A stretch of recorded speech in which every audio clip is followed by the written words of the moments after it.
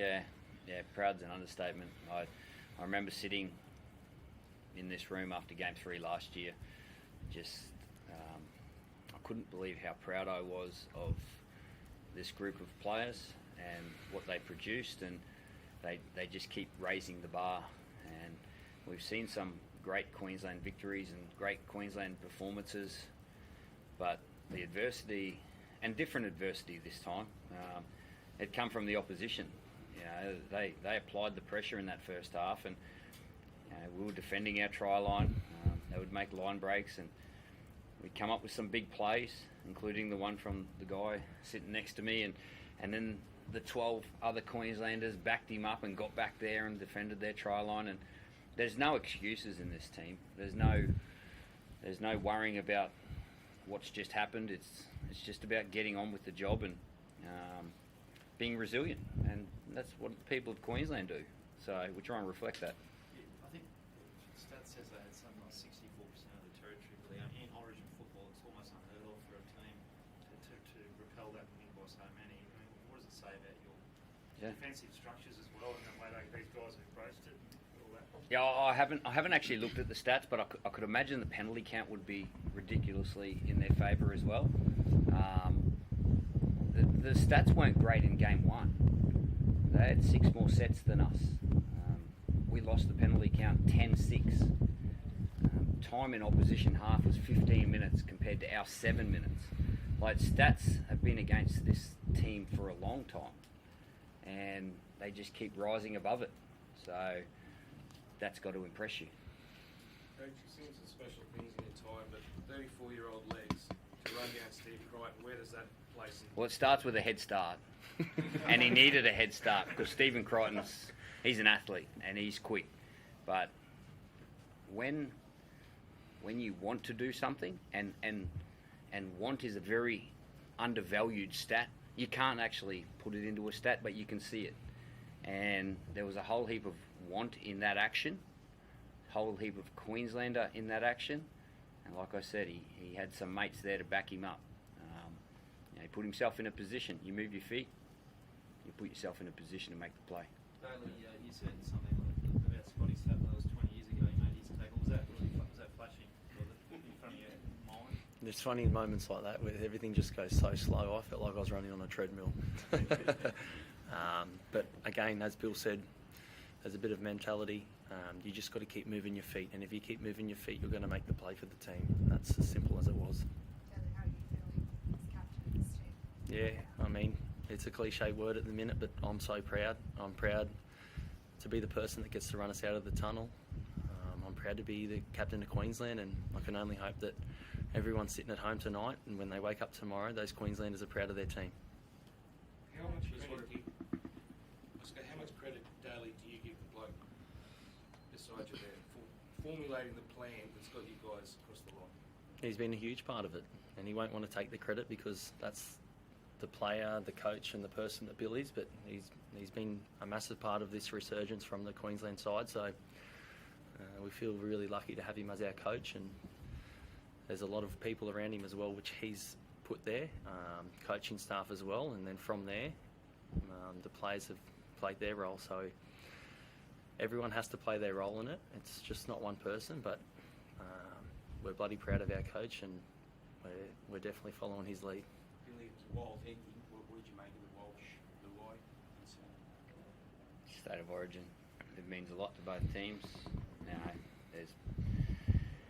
There's been a bit go on in the first 2 games, and it just probably boiled over a little bit. Looking at it from our point of view, they went after him. Fox went after him in the first action in Game 1. Pangai came in about 20 seconds after. They had a go at him, and they put him under pressure. He's got to learn to accept that that's coming for the next 15 years. Trust me, I know. That's not going anywhere. But he rose above it, and he'll learn. He's 20 years old. He will learn. But boy, hasn't he had some sort of series. And he's earned that. He's earned that through his professionalism at the Broncos and his actions week to week at the Broncos. And then when he's come into camp, talk about that want. Reece wants to be as good as he possibly can.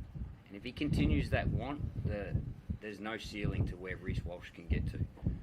It's been a pleasure to help him along the way and work with him. And he's been a big part of this team this year. Do you see it yourself in him? No, I see Reece Walsh in him. He's his own player. He's his own player. He's not anyone else. He's very unique to himself. Billy, you said you wanted them to get better, but did you expect that much better to not really? Oh, there's better than that too. They're only getting started. This team. This team has created a foundation to their footy that they're just getting started and they're just building. But what they probably exceeded my expectations is the connection they're doing it for. The connection to, the colour of the jersey, connection to these postcodes, connection to their names on the back, connection to the people of Queensland. At the end of the day, the feeling that we get to feel right now and we get to feel to be a part of this team, at the end of the day, that's only there because it means so much to more than 5 million people. And we are a part of that 5 million people. So that's why this is so special. This group of players are playing for a higher purpose than themselves. Yeah, what about 3-0? Have you addressed that in there? Have you already put something in front of there? Or are you just going to enjoy this one too? Well, of course, we're going to look to improve and look to go out there and perform well. That's what's in front of us. Right now, it's about enjoying this. Like, keep your head where your feet are.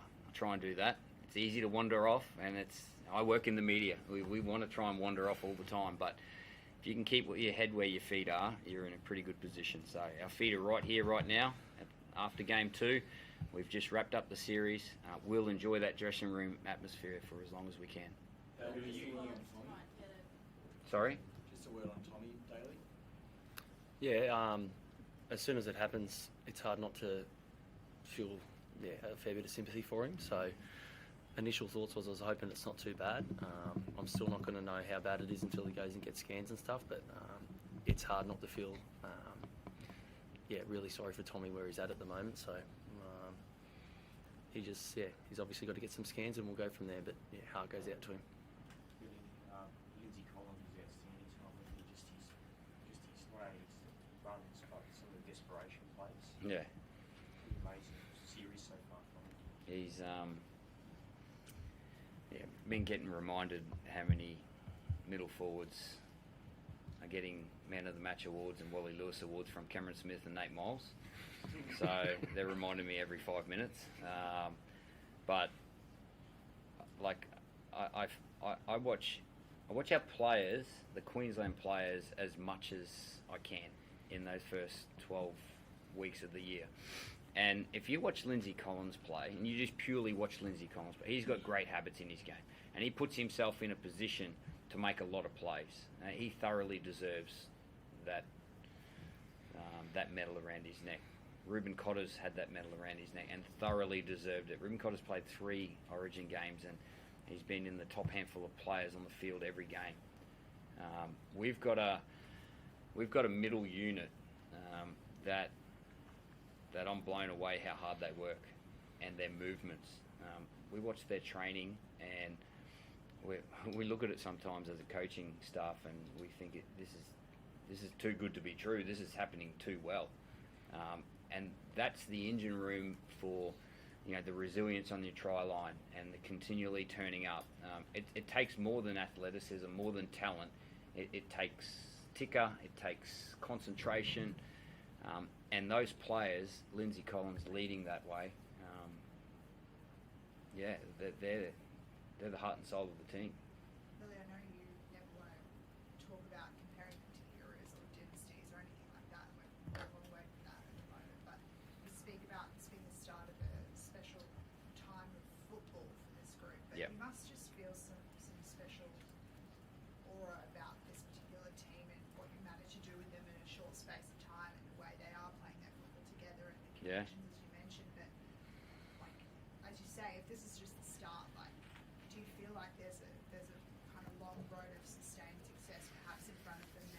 Yeah, look, I don't take myself there.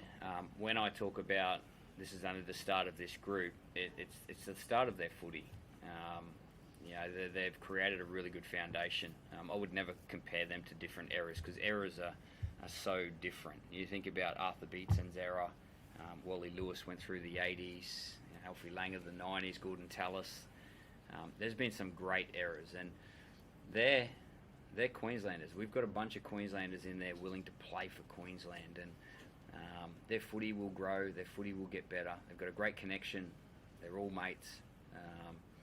So as long as we've got that, we've got a really good base to work with. And now I'd never try and compare them to other eras, but they're certainly creating their own. Billy, you worked with Freddie. Do you feel sorry for him? He's a great man. He's a great coach. I was sitting back in 2000 and I played against him in 2018, 2019. He was in this position. We're very quick to forget that. He's done a great job with that team to bring them together, to create a culture. He gets out into the community. He understands Origin. Don't forget that. Billy, the last couple of minutes there, the results there, the game's won. You still got guys like Tino making those big tackles. How much have you enjoyed just seeing that ruthlessness and that desperation to compete when it's Yeah. still... Yeah, I thought we lost our way a little bit about 15 minutes to go, to be honest. And I wasn't overly comfortable up in the box when we did that. But yeah, we're not perfect, and we don't pretend to be perfect. We go into the game knowing that we're not going to be perfect. But when you've got guys like Tino in your team willing to continually work hard and turn up for plays and make plays, at the death of the game, you can afford not to be perfect.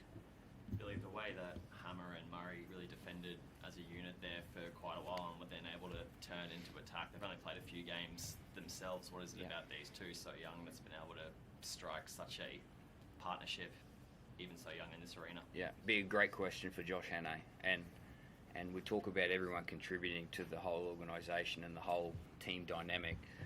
Someone like Josh Hannay, who doesn't get spoken about a whole heap in this environment, he's added so much to the coaching group. He's added so much to those outside backs and the team in general. And he's done a lot of work with those guys. Created some good principles in their game and defensively, especially. And that shows out there under pressure. We're not about crediting any one person, but if anyone needs a bit of credit for that, that's Josh Hannay. Thanks, guys. Cheers. Thank you. Thanks a lot. Thank you.